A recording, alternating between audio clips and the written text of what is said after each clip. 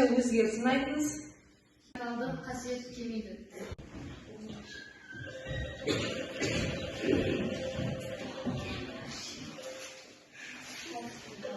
Металдық қасиеттің топ бойынша өзгерісін Топ бойынша металдық қасиет үстіге қарай келмейді. Металдық қасиеттің топ бойынша өзгерісін айтыңыз. Бойынша металдық қасиет астына қарай артады. Оқушылар жақсы. Біз металдық, неметалдық қасиеттердің топ бойынша қасиеттерін білдік. Енді бүгінгі жаңа тақырыбымыз металдар және бейметалдар тақырыбы.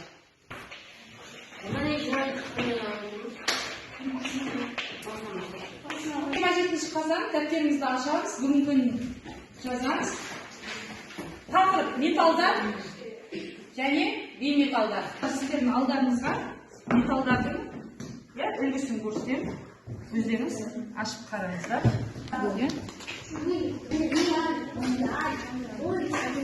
Химиялық элементтің периодтық кестеде орналасуына сай қасиеттерін болжау. Енді сабақтың мақсаты химиялық элементтердің қасиеттерін олардың периодтық кестедегі орны бойынша анықтайды. Сипаттамасы: элементтер сыртқы белгілері мен қасиеттері бойынша металдар және бейметалдарға бөлінеді.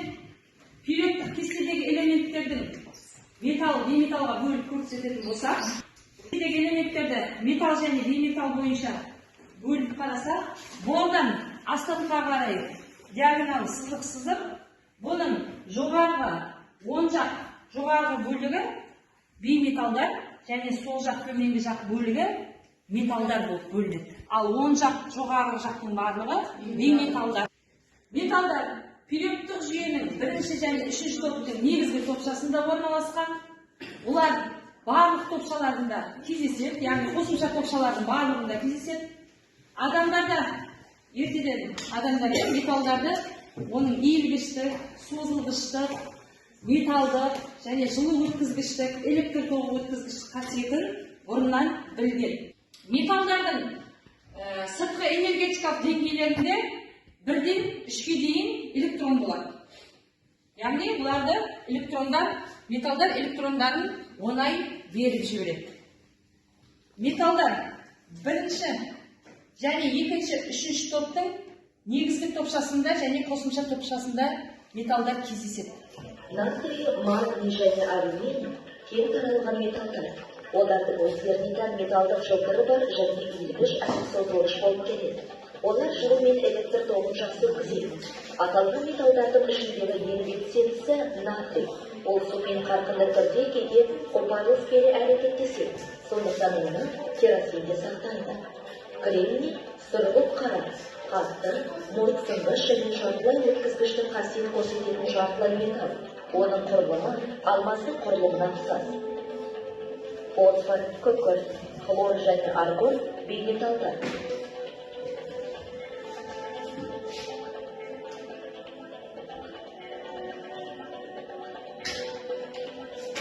Олар оқшаулағыштар.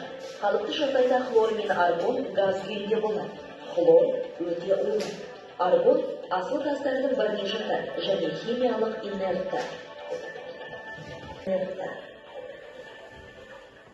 Енді бейметалдардың қасиеттері металдың қасиеттеріне қарағанда қарама-қарсы жүреді. Металдар қарама-қарсы, яғни бұлар жылу өткізбейді, электр тогын нашар өткізеді және морт-сынғыш болады. Бұлар тапталмайды, иілімді емес. Сіздерге экранда бейметалдардың түрлері берілген: күкірт, иод, бром, неон, сутек, фосфор, көміртек, хлор. Бұлардың барлығы бейметалдар.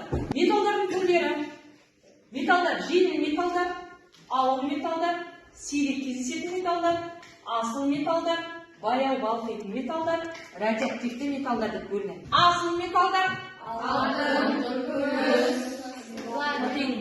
платина. Металдарға вольфрам, молибден, хром, тантал. Бұлар металдардың түрлері. Яғни металдардың қандай түрлері бар екен сонымен? Жеңіл металдар, ауыр металдар,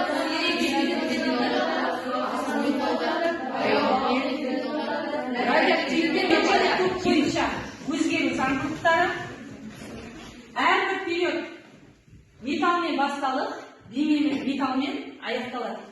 Металдар мен бейметалдар қасиеттерінің өзгеру заңдылықтары периодта солдан оңға қарай металдық қасиет әлсірейді.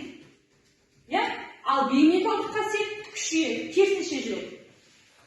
Енді негізгі топшаларда атомдық нөмір өскен сайын металдық қасиет күшейеді де, бейметалдық қасиет әлсірейді. Металдарға тән қасиет, олар атомдардың сыртқы электрондарын оңай беріп, оң зарядты иондарға айналады.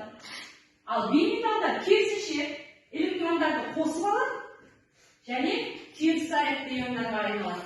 Оң зарядты плюс, теріс зарядты минус. Металдар мен бейметалдардың арасында металлоидтар деген элементтер бар. Металлоидтар жартылай өткізгіштер өндірісінде, яғни қолданылады. Оларсыз қазіргі микросхемалар, микропроцессорларды елестету мүмкін емес. Енді оқушылар, келіп мына жерден өздеріңізге ұнаған қай түспен қолға өздеріңізге ұнайды, соны ала қойыңыз. Және алыңдар,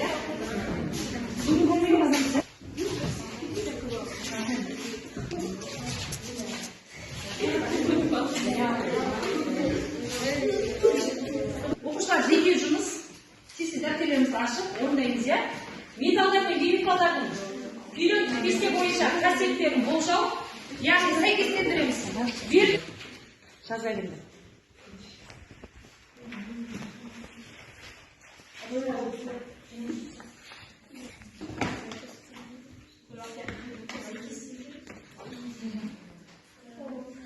Радиоактивті металл, оттек, түзсіз, иіссіз, дәмсіз газ, неон, инертті газ, литий ең жеңіл металл. Франция радиоактивті металл, оттек, түссіз, иіссіз, дәмсіз газ, неон, инертті газ, литий ең жеңіл металл.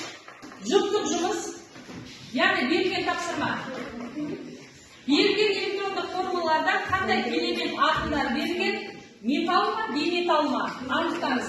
Кальций металл, F2 бейметалл, литий металл, күкірт бейметалл. Фосфор бейметалл, литий металл. Жұптық жұмыс, металдардың, бейметалдардың сутекпен және оттекпен әрекеттесу реакция теңдеулерін жазамыз. Топтасып бірге жұмыс жасаймыз. 12.